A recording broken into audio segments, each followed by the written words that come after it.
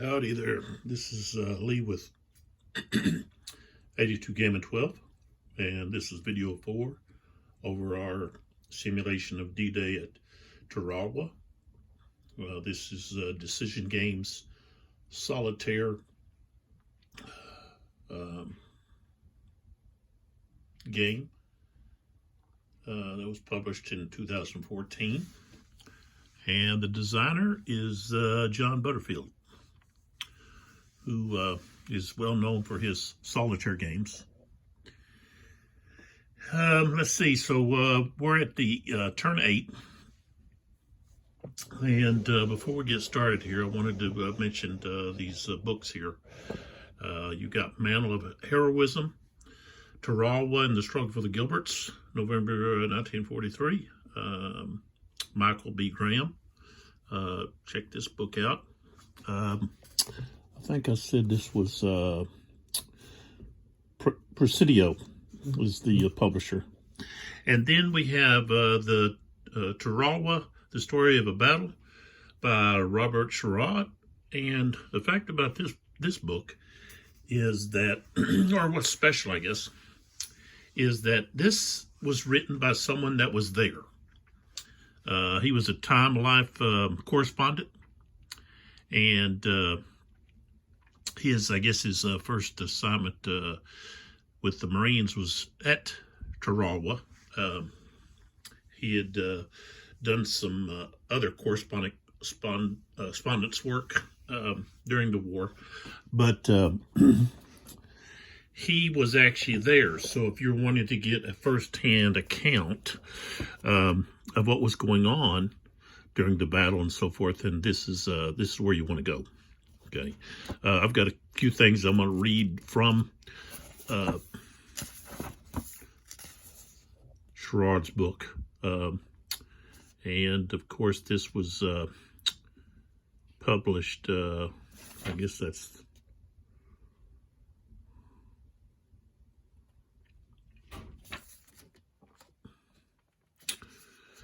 Well, the publisher is right here. Duell, Sloan and Pierce, New York, and Bantam Books. And it was first published in 1944, March, I believe. And so you got the Admiral Nimitz Foundation here in Fredericksburg, Texas. So that's interesting. Me being a resident of Texas since 1974, maybe. But there's a few things I wanted to read here. This is page 31. And see if we can maybe move here and get a little bit more light in here. Okay, so this has to do with the Marines. The Marines ate the same emergency rations that soldiers ate in battle. They used the same weapons. They came from the same places. Okay, so with some differences, a glance at a roster of men aboard the Blue Fox, okay, which was a carrier ship, bringing these guys, transport ship, bringing these guys in, showed a preponderance of Midwesterners, Southerners, and Californians, and almost no New Englanders.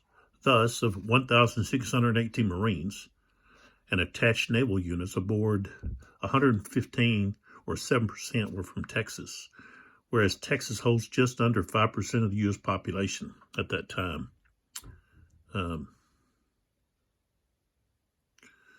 But I had seen no units overseas in this war outside some National Guard units to which Texas had not contributed more than their pro rata share.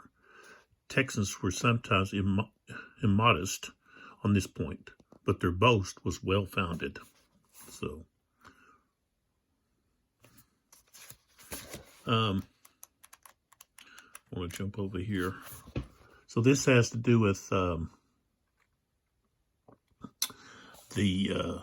reason they couldn't use the regular the Higgins boats. So We're going to start right here, this paragraph right here. Almost before we could guess at what bad news was being foretold, the command boat came alongside. The naval officer shouted, "Y'all have to go right in away as soon as I get an Amtrak for you. The shelf around the island is too shallow to take the Higgins boat." This was indeed chilling news. It meant something that had been deemed foreseen but hardly expected. The only way the Marines were going to land was in the Amtraks. Oh, they were called alligators, or water buffaloes, I guess, which which could crawl over the shallow reef that surrounds Bettio. It meant that the landings would be slow because there were not enough Amtraks for everybody, and we would have to use the emergency shuttle system that had worked out as a last resort. So that's why they had to use the these LVTs instead of the regular Higgin boats that you see what you'd see with D-Day. So I thought this was an interesting fact here about this was toward the end of the first day. Right here. Not long afterward, a dozen Jap machine guns started chattering at the men on and off the pier, their pink tracer bullets curving out of the palm trees until they were doused in the water. But, of all things, some of this fire was coming from our own disabled boats in the water, and some of it was not the pink of the Jap tracers, but the orange-red stream of our own guns. Our guns being turned against our own men. It took some time for this to sink in. Then I realized the Japs had swung out in the darkness to our disabled boats and Amtraks.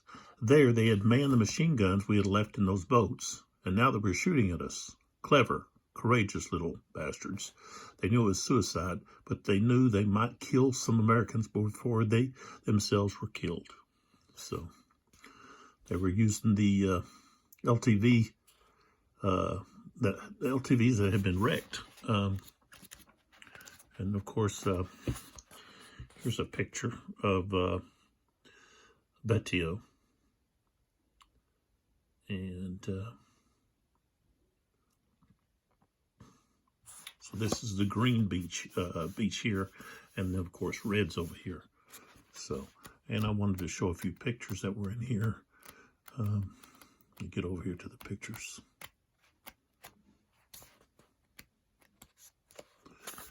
So here you got a picture of the intelligence officer giving a brief aboard one of the transports. And this was the code name, the Blue Fox. So this is where the Sherrod would have been, part of the 2nd Battalion, 2nd Regiment. You know, I've seen some movies where they do this. I think the John Wayne movie, Sands of Iwo Jima, there's a scene where you see something similar to this. And of course, here you've got the amphibious tractors, okay, which are here, couldn't get across the reef. So most of the men had to wade because the division had only 125 of the new LTVs. And of course, this is the drawing, the painting, I mean, that is on the box.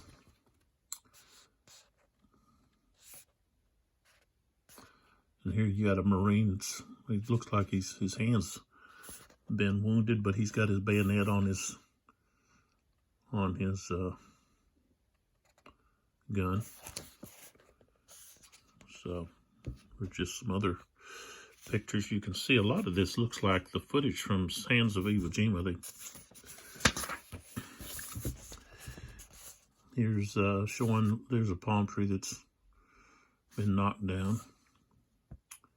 And that's part of the battlefield. And here you got Marines climbed this sand-covered blockhouse to fire at the enemy on the other side.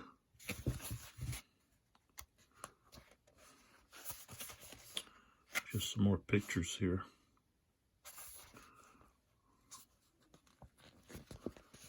Here you got woundeds that are being floated out on rubber boats.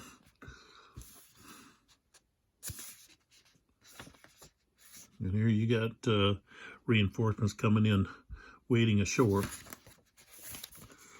And of course here shows the carnage. Here's one of these LTVs wrecked there. But of course you can see here's one of the dead soldiers.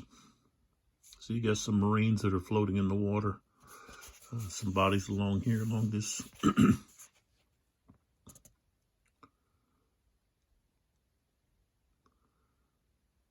Says that the 500 men in the amphibious tractor battalion, 323 became casualties, either killed or wounded. So that's more than half. And here you've got a Marine and a Japanese soldier, both lying dead nearby where they were at. And if you look here, you got some Marines that are just, one here is relaxing with his hands behind his head, and some others just standing around. And this dead Marine's just laying here. So they were just left where they fell for a while. But that's just some pictures out of that book. But you know, if you really want to get an idea, and even at the back of the book, you see there's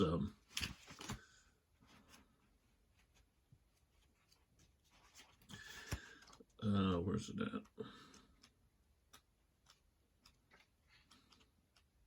Of course, he's got the list of the casualties, all the names. But there's also here, you've got the records of some of the officers viewed Tarawa 1 decade later. So this is something that would have been added into the book, I guess, at another edition. You know, the edition I have here is 2, 3, 4, 5, 6, the 6th edition. So this was published in 1999, but the first edition from 1944. So it's kind of neat to have these recollections from some of the different officers.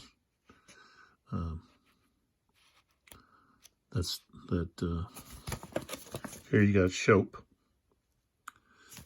What he has to say about everything. So some of the other ones. But anyway, so if you're interested in reading about, you know, firsthand information, then I suggest that book. Sure, you can find it online somewhere. Okay, so again, we don't have any more reinforcements coming. Okay, so what we have here is we've got an engineer that has lost half their strength, and then these units here that are still trying to get to the beach. So during the amphibious operation stage, we're going to move them. 1, 2.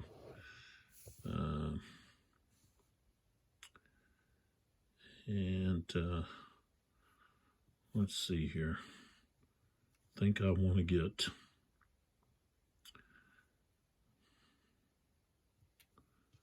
this guy's going to go here. 1, 2. Like that.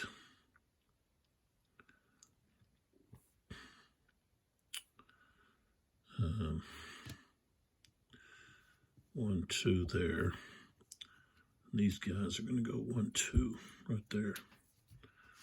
And over here, he's going to go here.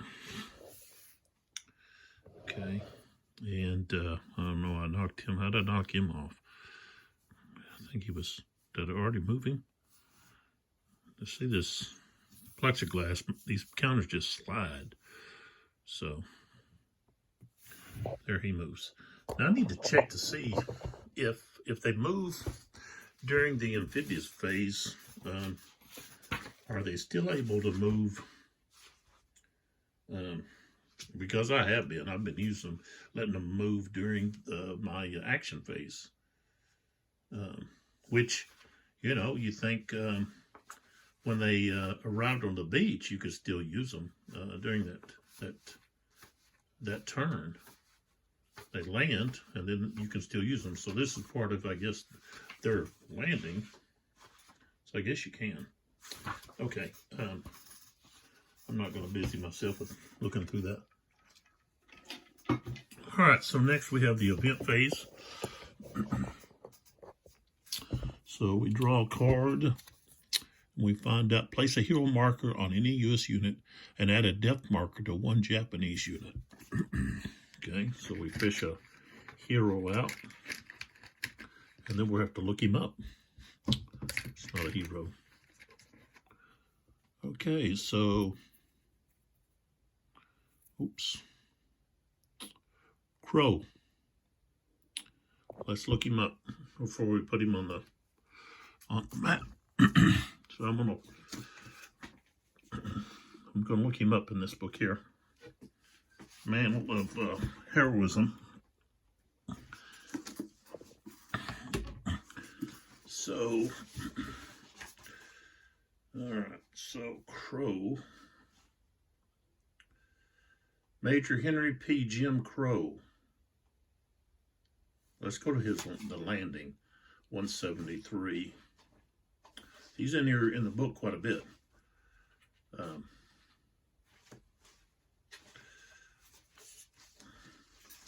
Okay, so it says here, and I'll pull back and show you. All right, starting in chapter 21. Meanwhile, the third component of the assault from the lagoon was falling into place on the eastern side of the Burns-Phillip Pier. So that would be Red Beach 3, I guess. Major Jim Crow's 2nd Battalion of the 8th Marines were coming in on Red 3. In comparison to the raging battles to the west, enemy fire was light on Red 3, but comparison mattered little to the keyed-up men in the assault waves. Shells hit the reef. A machine gun and rifle fire swept 3 feet above the surface of the water. Although not the overwhelming enemy's opposition that was concentrated against the men landing on the beaches a mile to the west, the enemy fire on the center of the landing beaches, Red 3, nevertheless, plenty heavy. So, let's see here if we got anything else mentioned about Crow besides that. Let's see here. I may have to go to another. Oh no, here we go. All right, so the assault troops who hit the beach intact were elated. None more than Major Crow. The 45-year-old redhead was already a Marine Corps legend. He had been an old-time enlisted man as late as 1940. Mustachioed officer, the only battalion commander to successfully land with the assault troops at Tarawa, had cajoled and connived to get his HR assignment for his battalion. His first attempt had been turned down, but Crow was not to give up. He argued his case on the grounds that his battalion had earned the right during the training in New Zealand. Colonel Shope agreed and assigned the 2nd Battalion what everybody believed at the time was the toughest objective. Shope's gamble paid off. Now behind the assault waves, a dozen LCVPs lowered their ramps on the reef, and reinforcements jumped into the water. Ahead lay 1,000 yards of gently shelled reef, surmounted by the seawall and a belt of pillboxes and bunkers. Approximately 500 pillboxes on this little scratch of volcanic ash and sand, I guess. Crow's journey to the island had been maddening. As his charging command boat drew abreast of the reef, Crow viewed the enemy fire pouring out at his men with fearless intensity. It was known throughout the 8th Marines that he could hardly wait for the fighting to begin. As the 4th wave landing boats headed into Red 3, they not only ran afoul of enemy machine guns, they also came under mortar fire. Men dived for cover behind ramps and gunwales.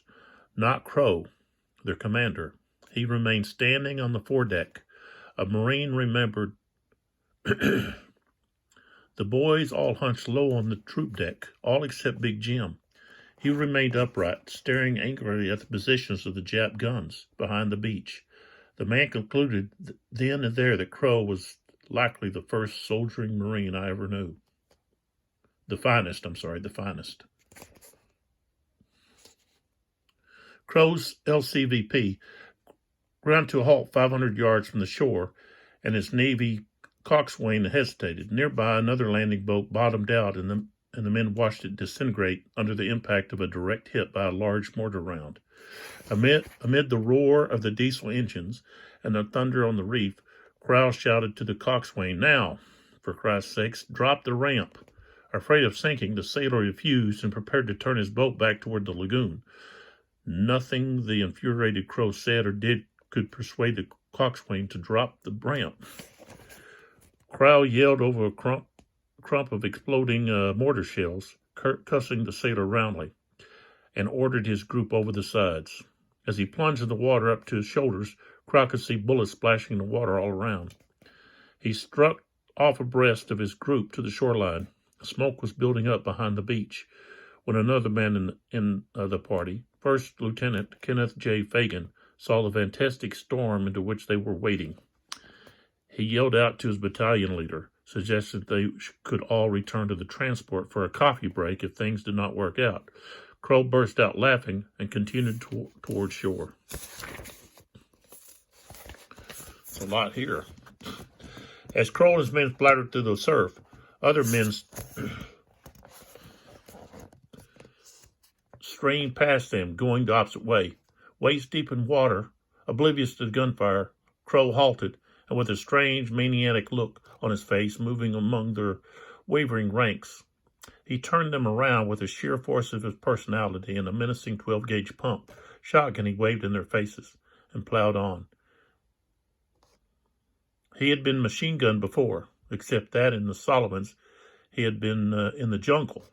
As a captain at Guadalcanal, he had howled, "God damn it, you'll never get the Purple Heart lying in a foxhole. Let's go get him."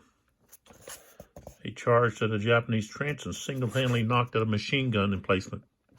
For this conspicuous action, he had won a Silver Star and been promoted to the spot to major. Said a Marine combat correspondent to Crow, his men spoke about him reverently in subdued whispers as one worthy of the highest respect of God and man. So that's just a few things. We can keep talking about him, or reading about him, but kind of reminds you of, if you've seen We Were Soldiers, the sergeant, can't think of his name, the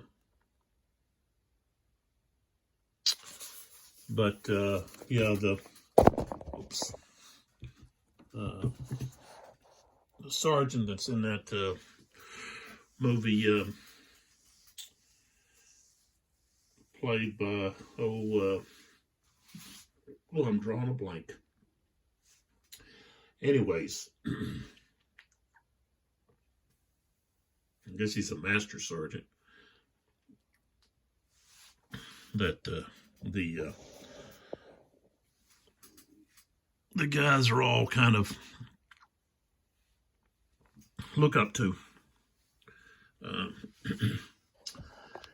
So there we go. All right. So that was, I got to place the, okay. So that would mean I would need to place, wouldn't need to, but I'm going to place him over here, on Red 3. That's where he was at. So, I'm going to put him here with his heavy weapons, unit here. Right there is where he's going to go. So now we've got to place a marker, and it's probably going to be, let's see, that's a 2, that's a 5. This guy here is going to get another one, another depth marker. He's surrounded. but that's who gets the depth marker. What's this guy here? He's a 3 over there. Oh, there's a 3. So it has to go here. Lowest number. Okay, so Japanese fire. We're going to have double yellow, green with a star, which means they can hit a commander or a headquarters or a hero. And then we have an eye, which we don't have an eye drawn there. The double brown, and we're looking at diamonds. So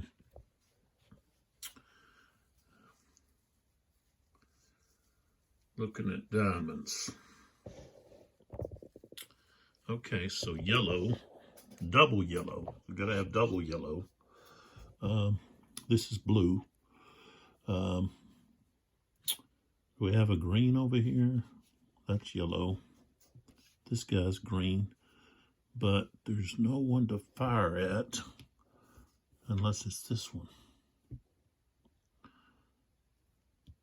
I guess he could fire all the way out here, but he's a different color. I mean, he doesn't have this. He has his circle instead of a diamond. So, okay, nothing going on here. Here it has to be a double brown, so that doesn't apply. Double brown needed. Let's go here. We've got. There's a brown, okay, but this is not a double. That's a blue. We don't have that. There's red. This is red, so those aren't going to apply.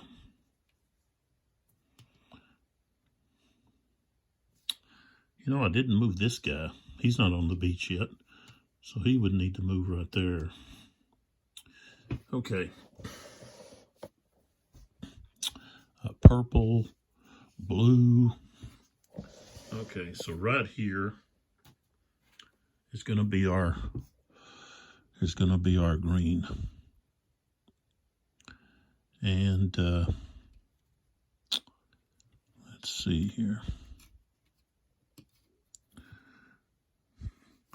I guess this guy here can't be hit. Maybe he's facing the wrong way. Maybe. So these guys are. Let's see, the guy here on the top. But it would be, it'd have to hit the steady first, or the intense first. So that's going to be that guy.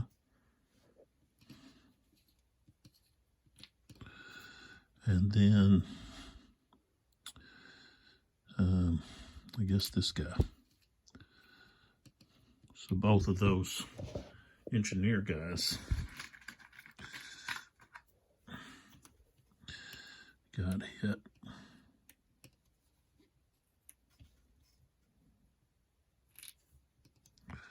All right. Purple here. Blue.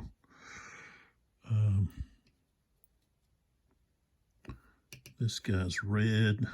This guy's green. But there's no target here. Now this guy got to be double brown, so no effect there. So, all right, that's it. Okay, so now we would go right to the U.S. actions, and let's start over here. So this guy here is going to assault this guy.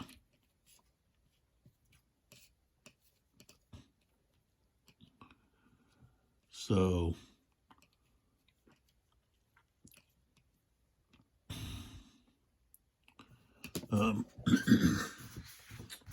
let's see, I think if in close combat, if they're a 0,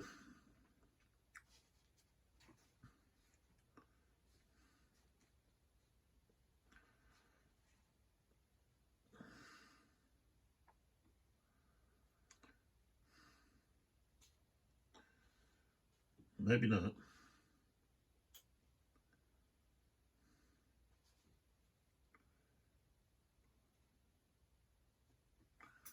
I thought I saw something about if they're a 0, you don't have to.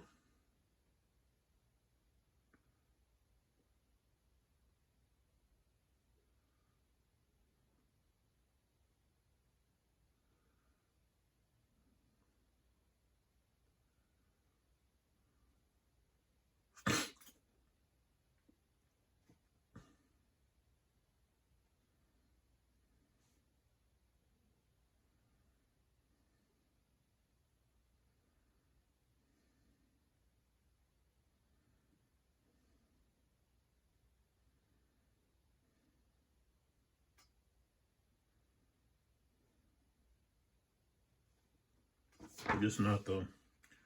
For some reason I was thinking, well, if they're a 0, you just automatically defeat them. Okay, so that's a unit. So they get 1 card. But I should have done the Marines first. But okay, so they've got 3 steps. 2. And that's it. So, okay, so we've got Japanese, and this is a yellow. So they get to turn over their card first. And of course, it's a yellow. So, and no, they were a 2. So, they're eliminated.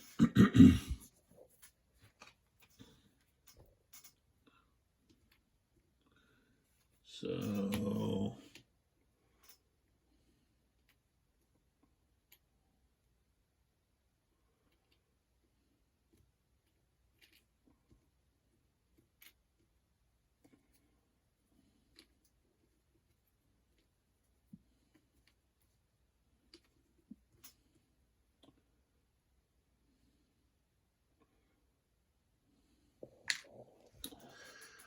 they got eliminated. Okay, that cost one of my actions. So, put it there. All right, then up here, we've got this hero and this unit here. So, we're going to move in here and have close combat. So, we're going to have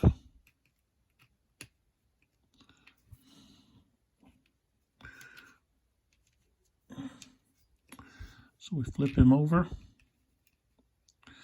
Yeah, better to do that. So, we're going to have 2 plus the hero. So, we get 3 cards. Marines do. Japanese get 1. That's all they get. And it's brown. So Japanese turn their card over, and nothing. Marines first card. We got them. I was supposed to do. I think last turn I was supposed to do artillery, and I didn't do it. Forgot all about the artillery last turn. I didn't do the artillery. Now I don't remember what. Well, I can look right here and see. It would have been a triangle. So. Oops.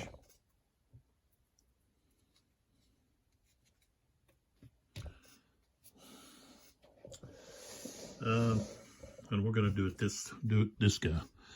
So he was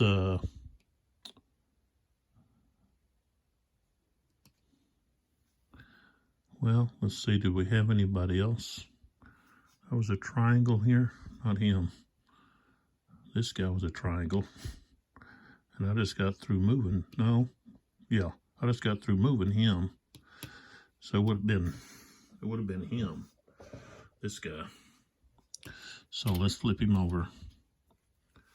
And let's see, it would have been one of these. placed on him. Okay. I'm pretty sure it would have been one of those.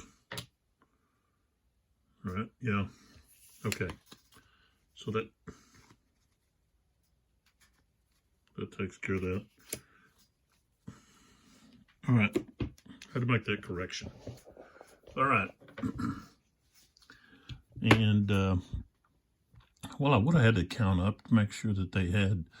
So here's a heavy right there. So that was one heavy. I needed 6 others.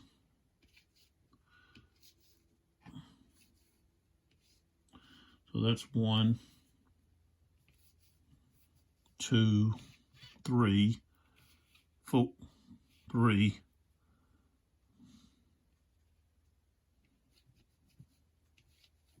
Oops. 3, 4, 5, 6 over there. So yeah, I had enough. All right, so got sidetracked. Here's my brown I needed, so he's gone.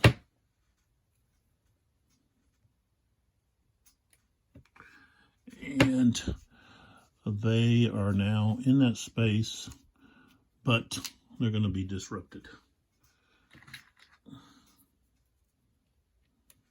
So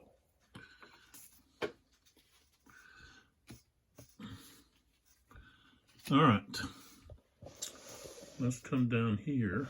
So what we got?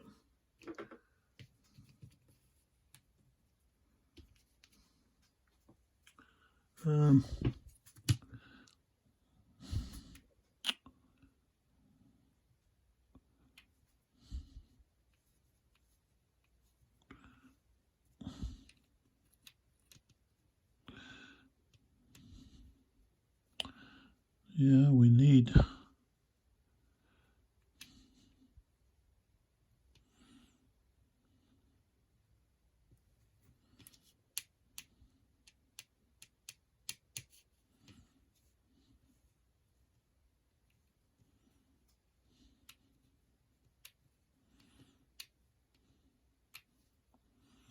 I would take 2 actions.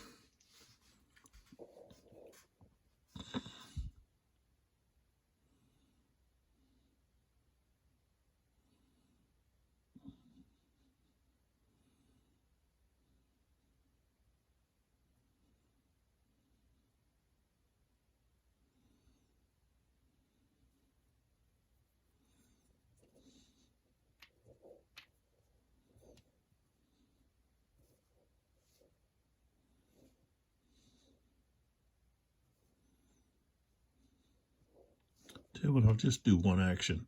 I'm going to attack here to here.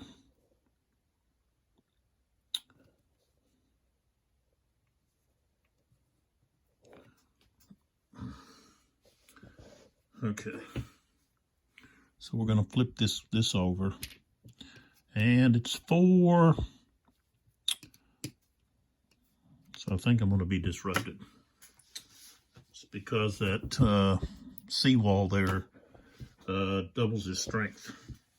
So I don't have the weapons. Strength is greater, but not double. And he's alone. So he gains a depth marker. That's not what we wanted. Oops, not that one though.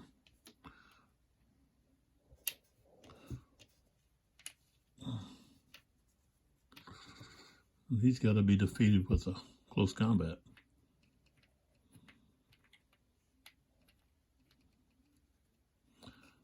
All right.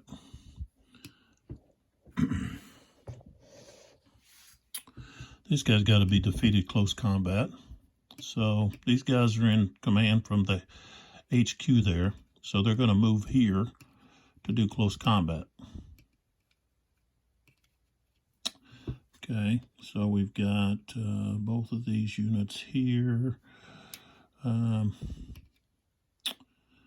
So it's going to be 1, 2, 3. 3 cards against 2.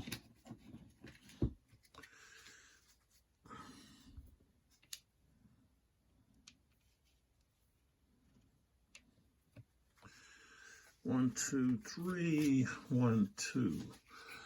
And I think that's a blue that they're in. Yep. Japanese. See what we get. Of course, they get a blue. So, I guess we'll take this engineer out. Okay. Marines. Nothing. And of course, the Japanese get another blue. So,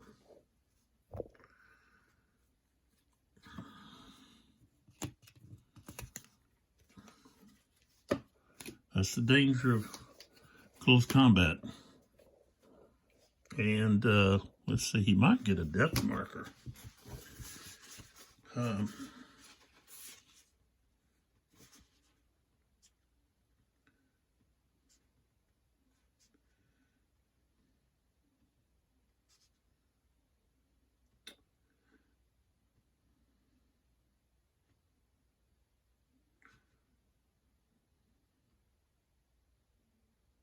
Oh, he gets disrupted. So, okay.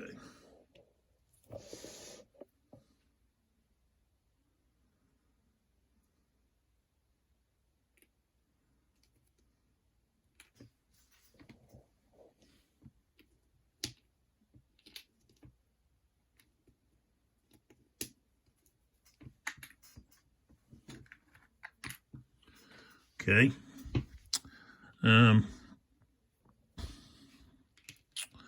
All right, so here, I'm going to attack this guy with multiple units here.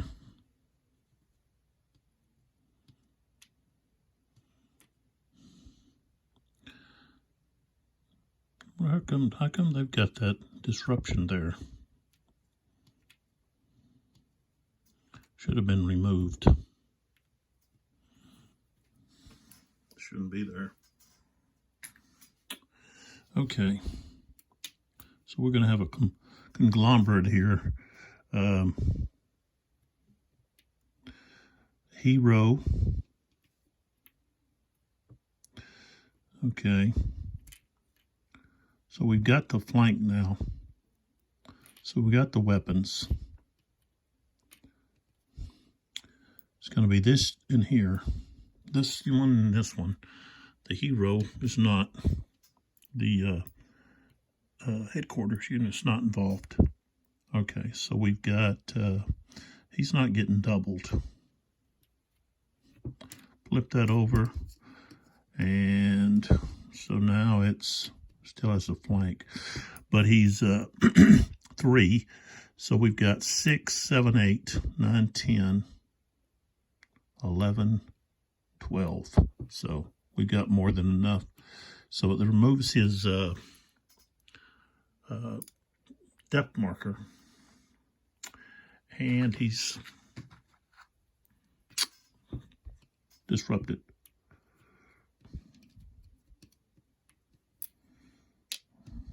Okay.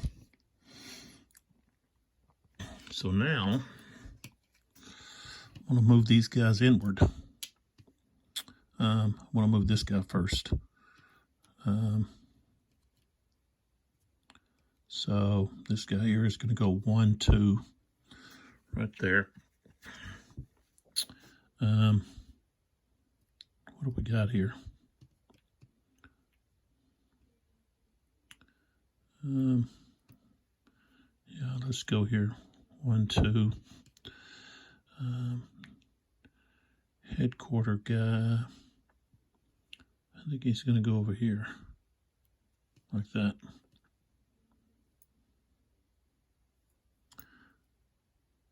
Of course, these guys I haven't moved yet.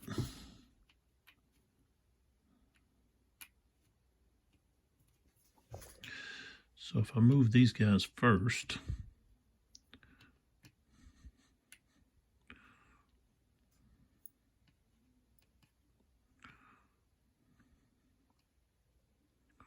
so these guys could go here. These guys could go here. Okay. So, already used those guys. Those guys moved. These guys here I could use an action. What do we got here? I don't know. But I could assault. But I'd only assault with this one guy.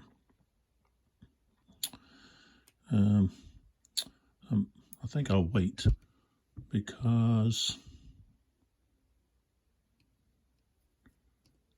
let's see. Yeah, I'm going to assault here with the hero. Well, I'll tell you what, we don't have to risk that. We can just use the heavy weapons unit. So that's what we're going to do. Let's flip him over. Flamethrower and a 1. We've got a flamethrower with the heavy weapons, so he's going to be gone. But I can't advance. Can't advance in there, but he's gone. So now we can use this action here to, I guess, move into this building to be ready to assault this tank. So that's the plan. Okay, so now what we do is we come around and we take off, let's see, I guess this guy here, I should be only taking off, no, I should be taking, oops, I should be taking off, let's take this down, yeah, these here, these disrupted ones like this.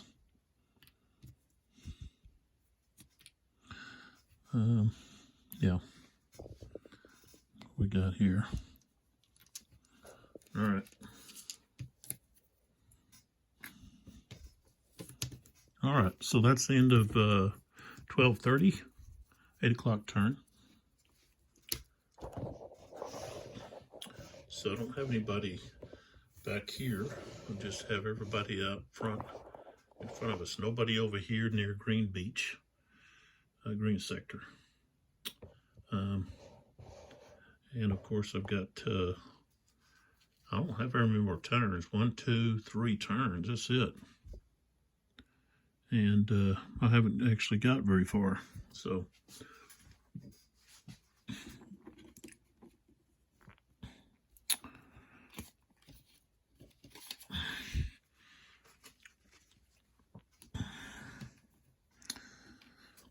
All right, so 9, we draw another Japanese letter, and it's R. All right, amphibious landing. Okay, all we have is to move these guys 2, 1, 2 there, and of course this guy's coming to the beach here. So, all right, then we draw an event card, and we have smoke. Obscures beach, no fire from 8 positions. So that's going to help. So let's get our smoke here. And this is E. Got to be by the beach though. So it won't be this guy, but it'll be this guy and that guy and oops, this guy here, this tank. Those guys. Right there. This guy's inland, so these 3 here, which will help us. Especially when we get to the Japanese fire card. Double red, double blue, and brown. No artillery. And we have triangle.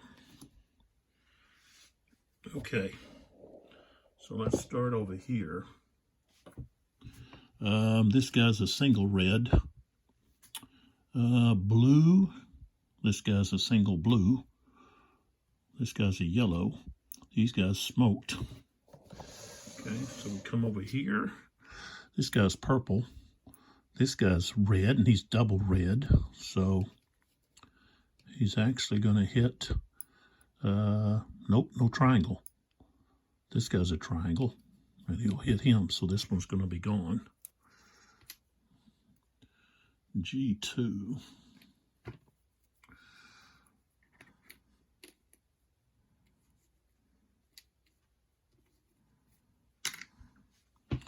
And I guess that's it. That was quick. Okay.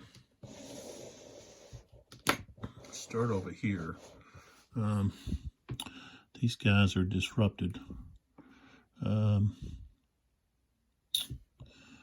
right, so what do we got here? I know we got to have right here is smoke.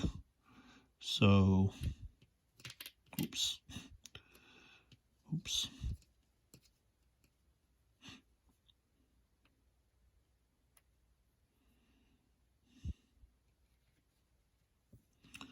What do we got here?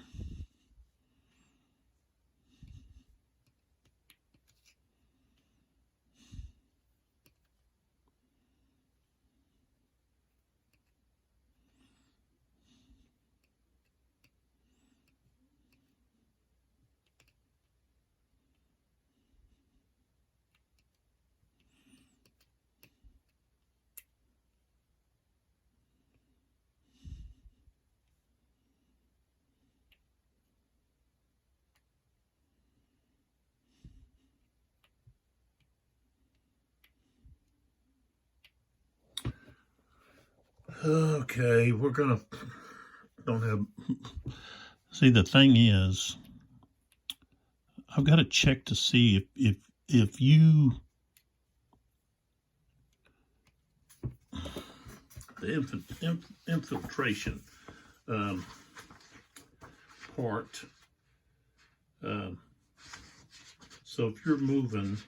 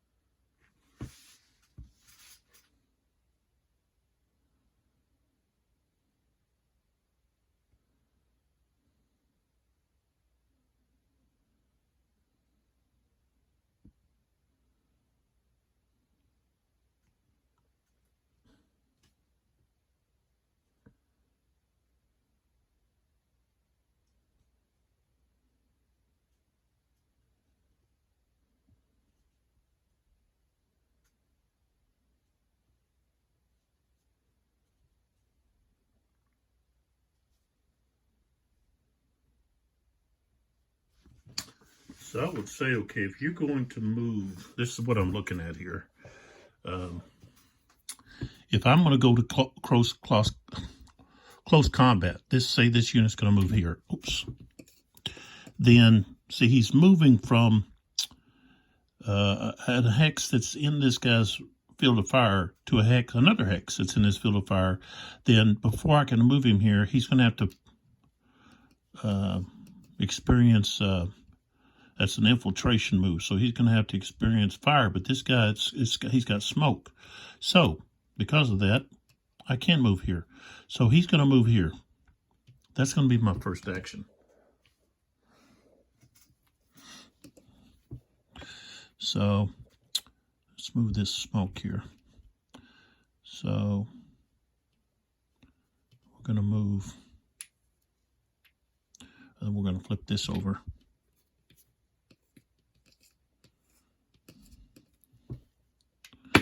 All right. So,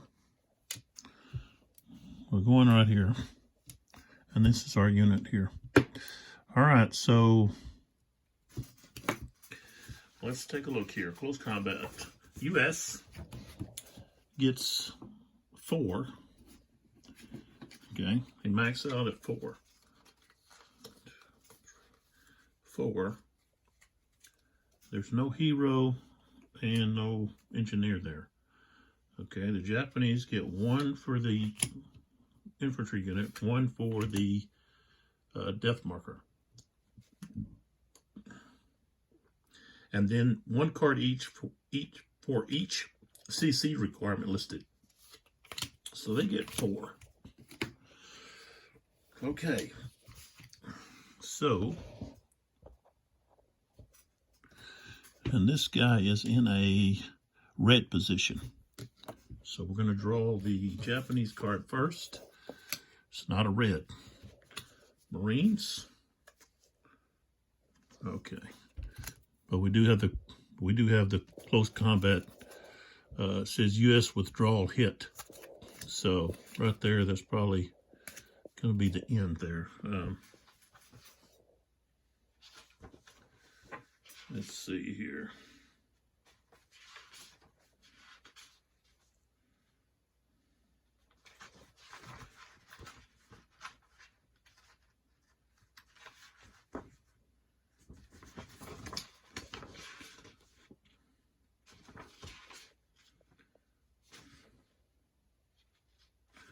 Okay.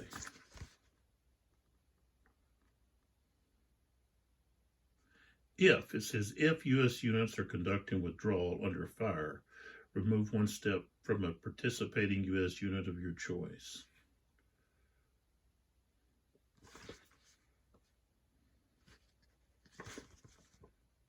Well, I'm not doing that. I'm not doing a withdrawal. Okay, so Japanese, no red. Marines, we got a red. So that means we take out the depth marker. Now, okay, Japanese, Marine. Japanese gets a red. So that turns us over and we lose a card. And I don't think I took a card away from the Japanese, so actually that wouldn't be the case. I wouldn't actually have to turn him over. They didn't have this card. This card would have been wasted.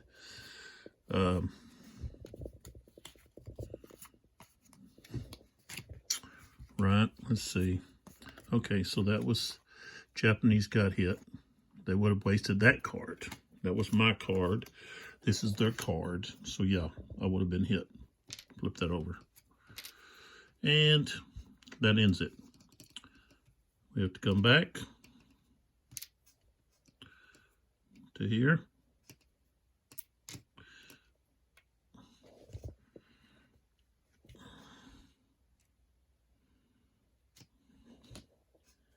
And we're both disrupted.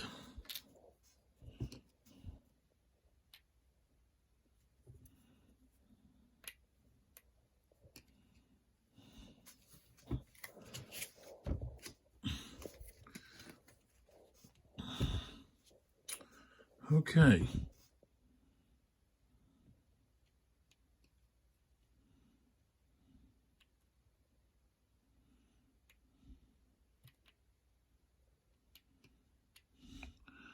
I want to use another action right here.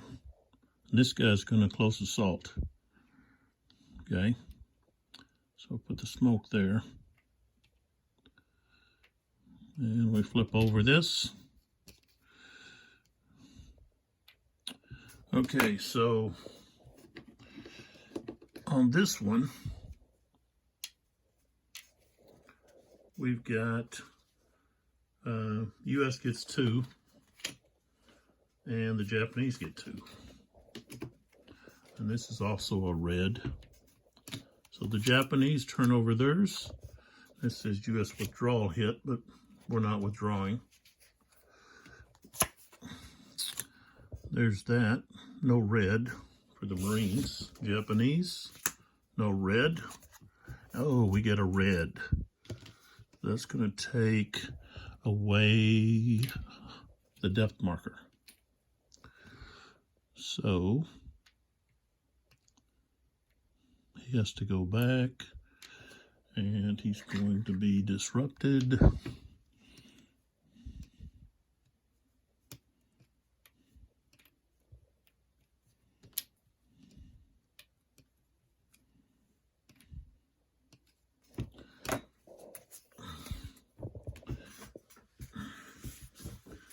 Okay, from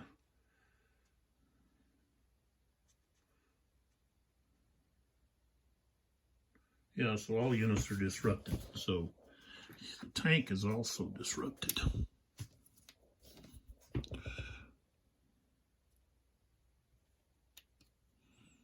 Okay. Here, we can allow both of these guys. I should have had them jump on there also. But these guys are going to come close assault this unit. And good thing we did, because he needed to be close assaulted. So it's going to be these guys, close assault in FX, and he's a yellow. So he's going to get two, but the Marines get 4. 2, 3, 4. That's the max you can get from strength. So Japanese 2, Marines 4.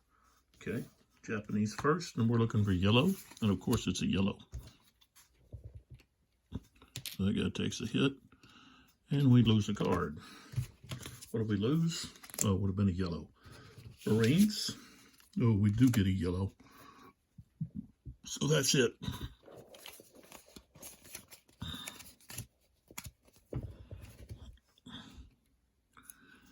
He's gone. We get a disruption.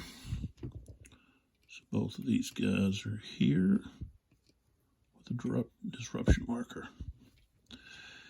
And let's see here.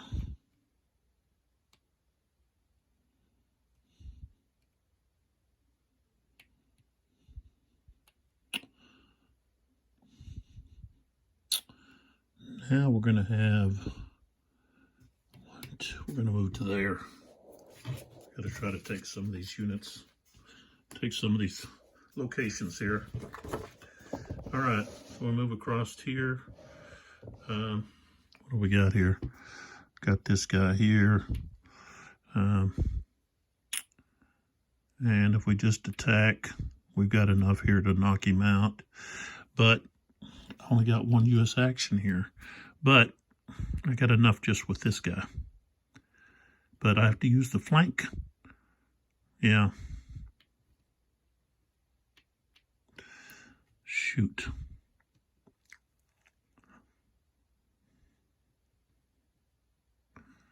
This guy shouldn't be disrupted anymore. Well, those guys are just newly disrupted. This guy's yellow, so he stays disrupted. But I'm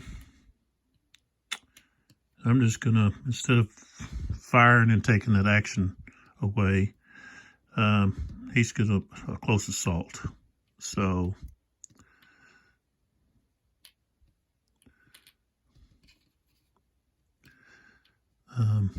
so we take away the disruption.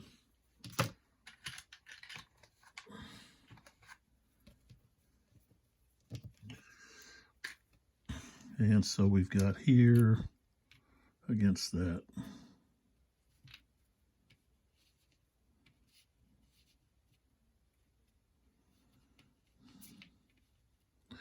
All right. So we're going to get 4 plus 1. We're going to get 5. 5. You get 1 for the hero, and the Japanese get 1. That's all they get. And they're I think they're a yellow. No, they're a green. Okay, but I didn't turn over a green, but this one is. So that's all of this. But these units are now disrupted. That's the bad thing, is the disruption. Take them a while to get back. Okay. All right, if we move over across here, What do we got here? This guy's got 3. So both of these guys are going to go close assault.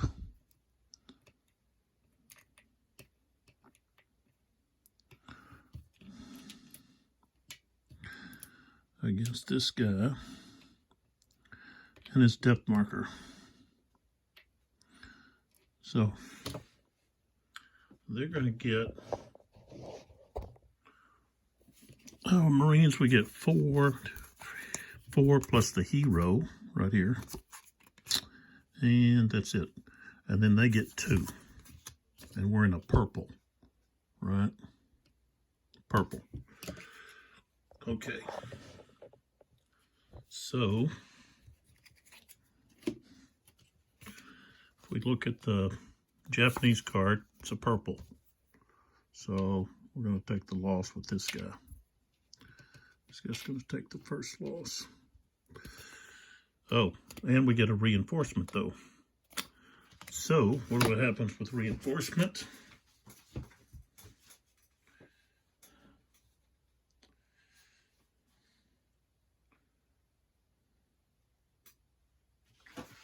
Oh, so they get another card. That's what that means. All right, Marines, they get a purple. So we're going to take out the death marker, and takes away one of their cards, which was going to be purple. Okay, so their last card is purple. So,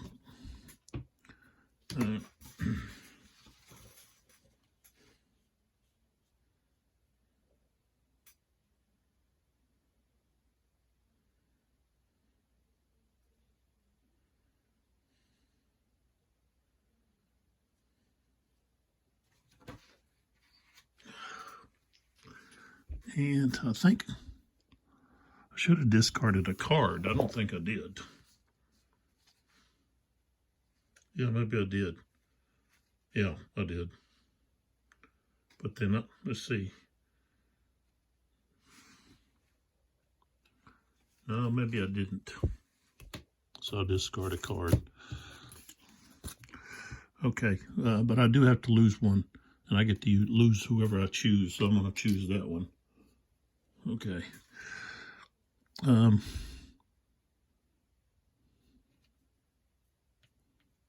So, I got to lose a card. That was a purple. Okay, so here, Marine, Japanese don't have many cards. But there's the other purple I needed. So this guy's gone. Good thing he was strong. 3 unit there. Okay.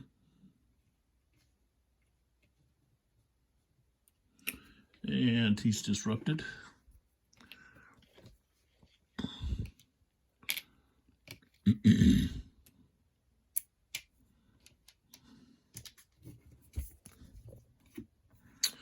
And now, we look here, I've got this hero here, can move 2. So we're going to move 1, 1, 2. This guy here is going to attack. I could do a close combat to try to take out that armor. That's the best way to take out armor. So yeah, we're going to do a close combat. And that'll be my last action. Right here. So, tank's turned over.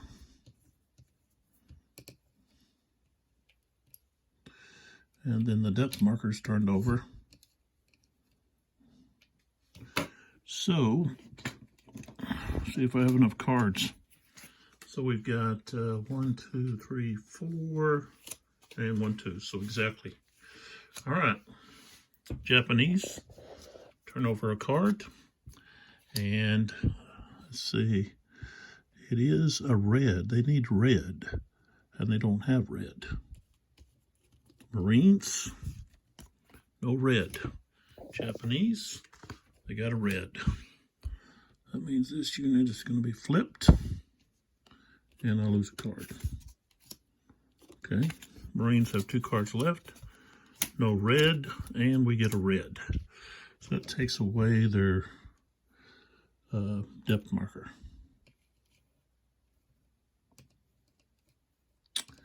And all units are going to be disrupted.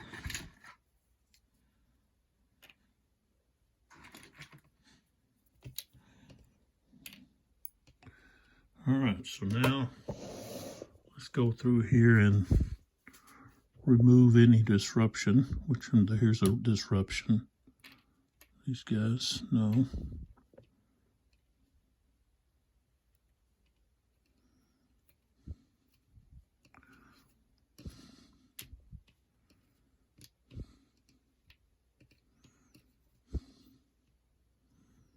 Gotta remove this smoke.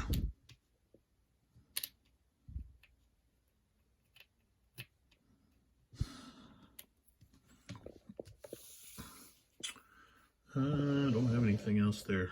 No more disruptions to remove, I don't think. No.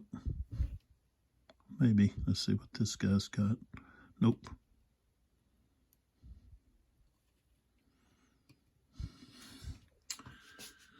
Okay.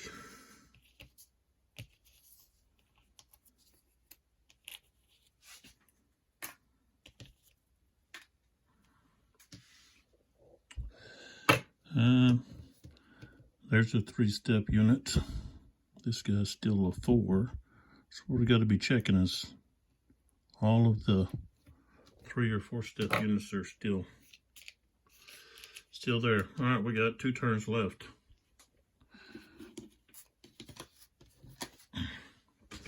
And then we're going to evaluate how I did here.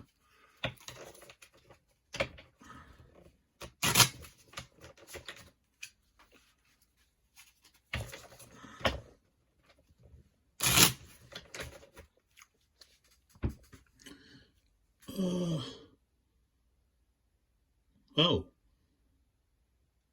First wave scenario ends. Turn 10. So, do I go ahead and play 10? See what it says here.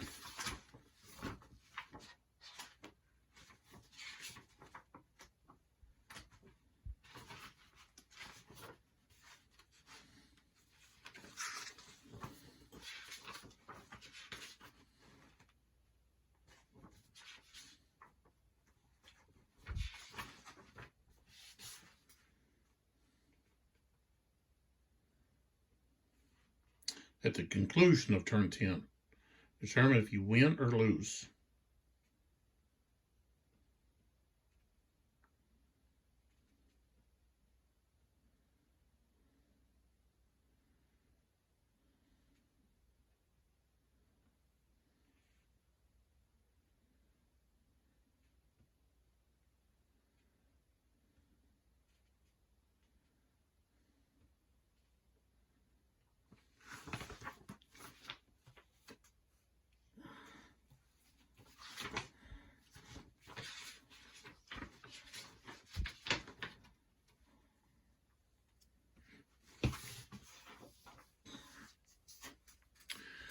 Ten positions.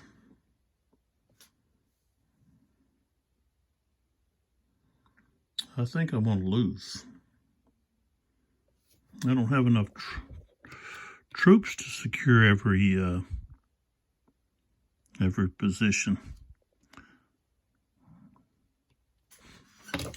So it says, okay, if all 3 of these requirements are met, okay, win if 10 or more Japanese position hexes are secured by your forces. Okay, a position is secure if all 3 of these are met. A position hex is occupied by a U.S. unit or garrison. I don't think you can. I don't think you can put garrisons down, can you?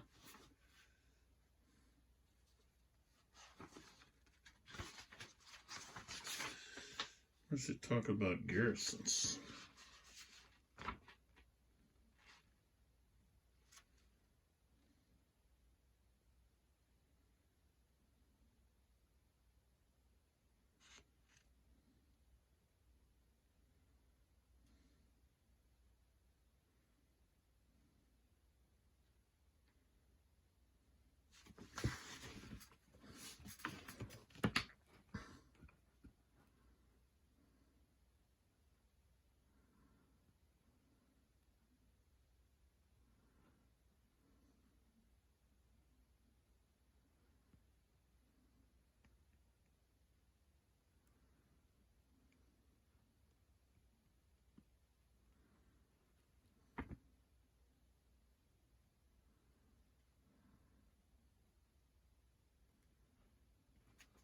Oh, yeah, there you go. Okay, so a U.S. unit controls the space it occupies and all adjacent hexes around it, even if disrupted. Infantry with 2 or more steps, tanks of any step level. So this here we've got right here we've got 1, of course not there, or here, okay, but here that's 2.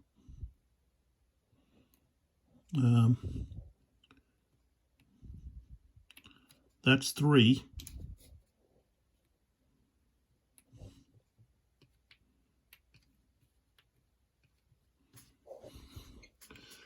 I could actually move this guy and this turn to there, which would be 4.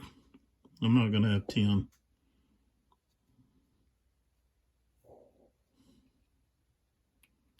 Can't spread people out that far.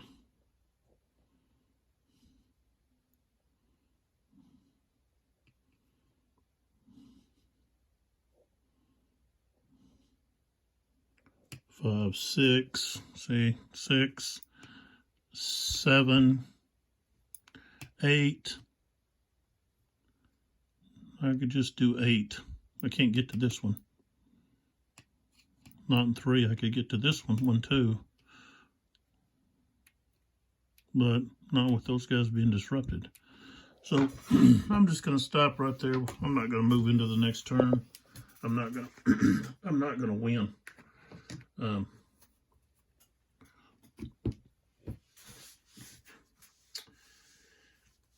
Oh, had too much trouble, I guess, getting on once I got on the beach, moving anywhere. You got to really use that close combat, I think. You don't have a lot of turns. You can't just, you just got to close combat, I think.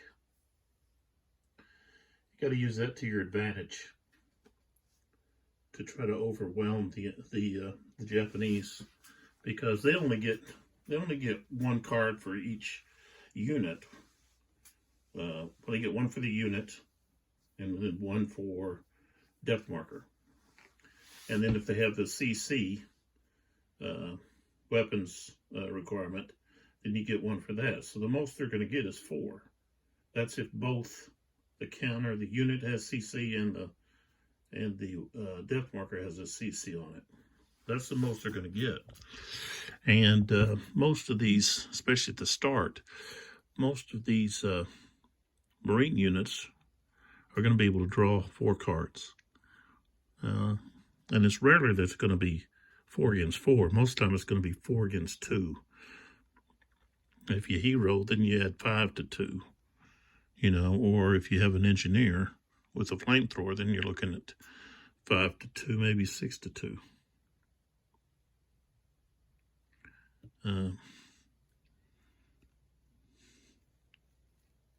So the close combat is probably going to be your better bet.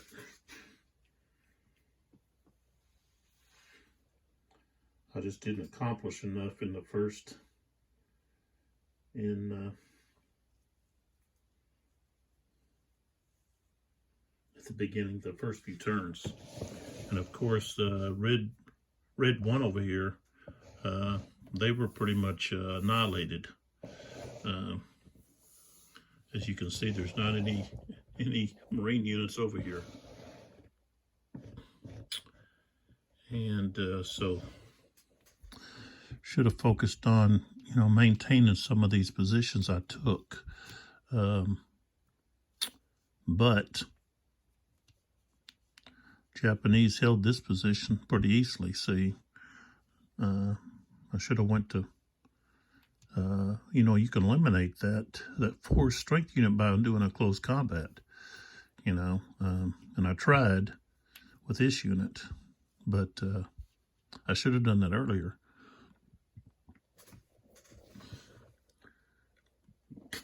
So that's where you really have an advantage.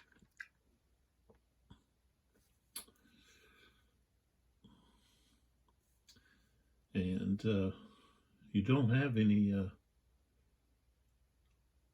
long-range artillery units, mortar units, and so forth. Well, you don't have any, and you have very few tanks. You have mortars, but you don't have the artillery units that have the unlimited range. You don't have those units. One thing about Tarawa was, as I mentioned this before, is that it was a great learning experience for future amphibious landings for the Marines in the Pacific. Even though it was costly, over 1,000 dead and 2,000 wounded, the Japanese lost about 4,000 killed. And as I said, they had about 500 pillboxes. 5,000, about 5,000 of men, 5 to 6,000, I guess, and 500 pillboxes, which are depicted by, of course, these positions. But you have the tunnels that are going in between the positions here.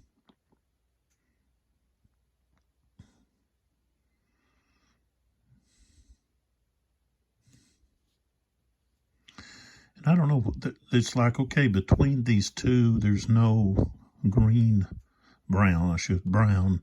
dot. Okay, but there's a brown dot there, but not here, you know. So you can fire here to here, but you can't fire to here. I don't know. I think that was it was just left off, I think. And see, between these two, there's no brown dot between these two. But there is one here, but not one on this side. Which I guess maybe that's right, because it's the same on either end. However, if we look here, this one doesn't have a blue dot here. So you got these two here. So this unit can't fire here. This unit can't fire there.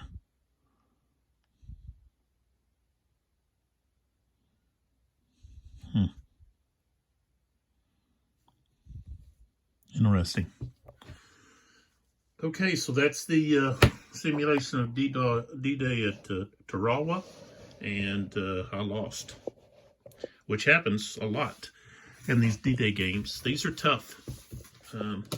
You've got to really be planning ahead, and there's basically chaos because of you don't know what's going to happen with the cards, what you're going to draw, where the enemy is going to be attacking you, and so forth. And I could probably have done a better job with the lettered things here. What else did we have? We got, of course, I. So, guess I could turn some of these over to find out what they were. And if you notice, a lot of these have the close combat requirement for weapons. So you have to. Here's another one. Say that require close combat, and I guess that would be because of the tunnels, maybe. So you'd have to get in there and take them out. There's another close combat there. Not there. What's this going to require? No.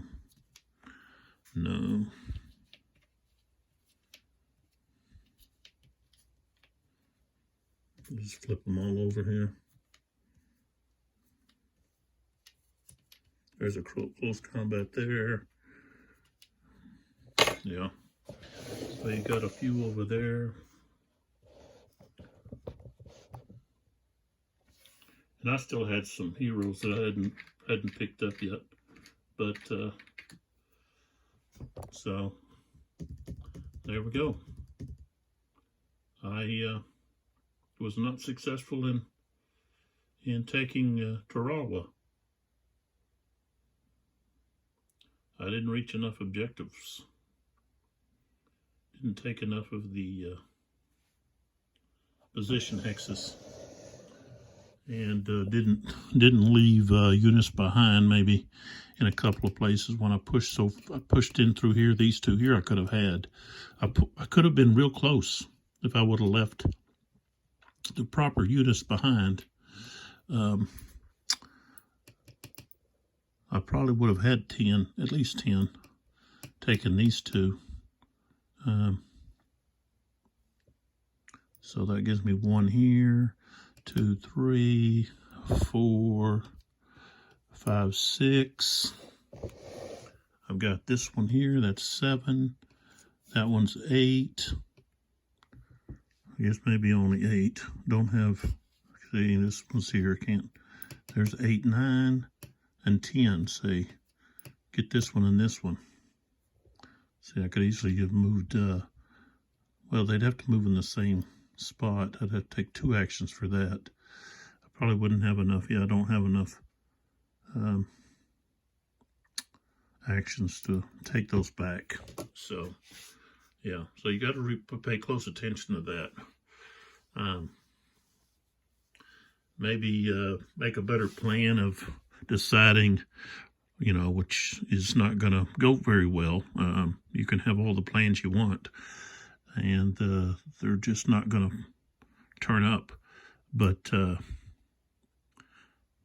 do a better job of planning, as you begin to move up and take things, that you're leaving someone behind to maintain control, so that the Japanese forces, do not possibly come back through somehow. I don't know if that's actually part of the rules or anything, but of course you gotta control those if you want to have those objectives.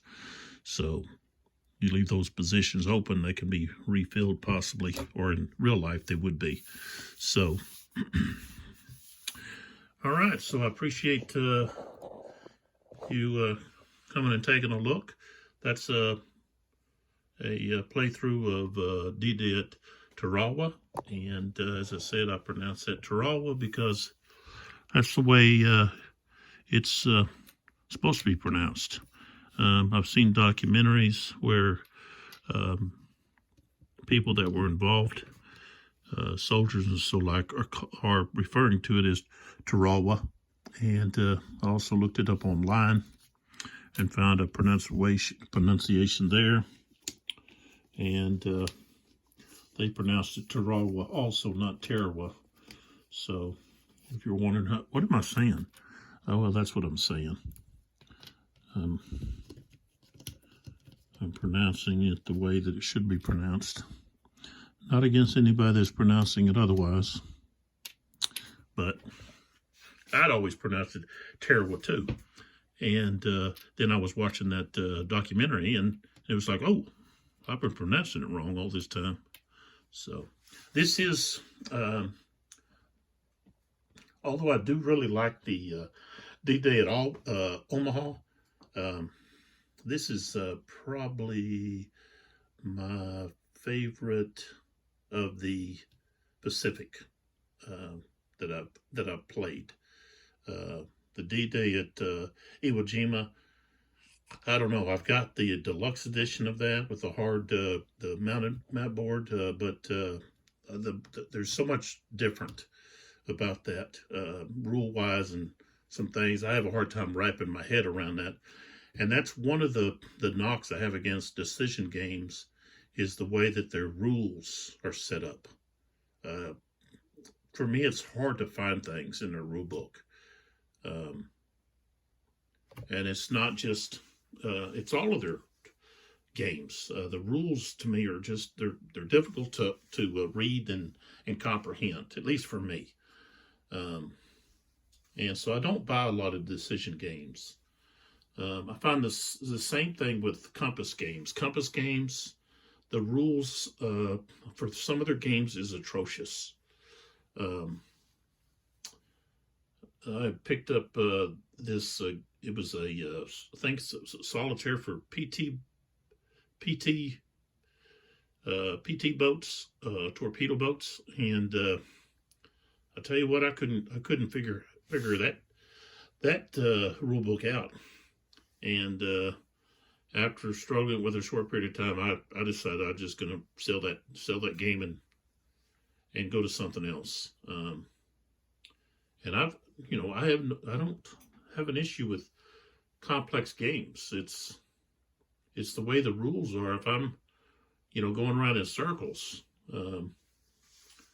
trying to figure out what's what, and I have a hard time finding stuff. I get frustrated with that, and I can spend my time on something where the rules are a little bit more organized and illustrated, and where it's easy to find things. So that's really that's the big knock on decision games that I have, is their rules. But the rules in D-Day are pretty easy to follow and understand. So I'm not knocking the D-Day series as much. Well, there is the Iwo Jima. I've got that, and I don't know if I'll ever play that. So I'm kind of like hesitant about getting to Saipan, because if it's like the D-Day Iwo Jima, and I've looked at a little bit of that, I don't want no part of it. I just don't. I can just stick with Omaha, Tarawa, and Peleliu, and not go into something that is just going to be just not enjoyable. So, but that's just my take. You might really enjoy those, and man, I'll sing some praises on you for that, because for me, it's so difficult. So maybe these depth markers. There's so many of these coastal depth markers that it's like, well, you got so many of them, but so many of them aren't used. And then you've got all these inland depth markers. And I guess those would come into play more with the second day, or the continuation of the next. And you've got the Japanese infiltration that begins on turn 11. So that would be possibly where the Japanese are going to come in behind you. And I haven't played this, past the first 10 turns before. So I don't think I ever played the full game. I'm going to have to do that sometime. But I got so many other games to look into. I've got some new ones that came in. And I've got some that I just need to say, okay, I got to part with you and let them go. And put them on Board Game Geek or eBay or something. But yeah, I've got some that I just have to let go, not hold on to them. But this is one I'll hold on to. I enjoyed this one, and so I'll catch you in the next. We've got possibly going with a compass game. Just got through talking about compass game, and we've got the Interceptor Ace series. There's two. Well, there might be three. Is there three in there? Okay. Anyways, so you got Interceptor Ace, and then you got Interceptor Ace 2. I've got Interceptor Ace 2, which is the Luftwaffe there, 1944, like March, I think, 1944 to the end of the war, 1945. So that'd probably be the next video that I do. So you can look forward to that if you're interested in the air warfare of World War II. This is German fighters against the Air Force bombers coming in to bomb the fatherland and their conquered lands. So that'll be I'm pretty sure, yeah, that's going to be the next video probably. So come back to see what that's like. And appreciate your support, and we'll catch you next time.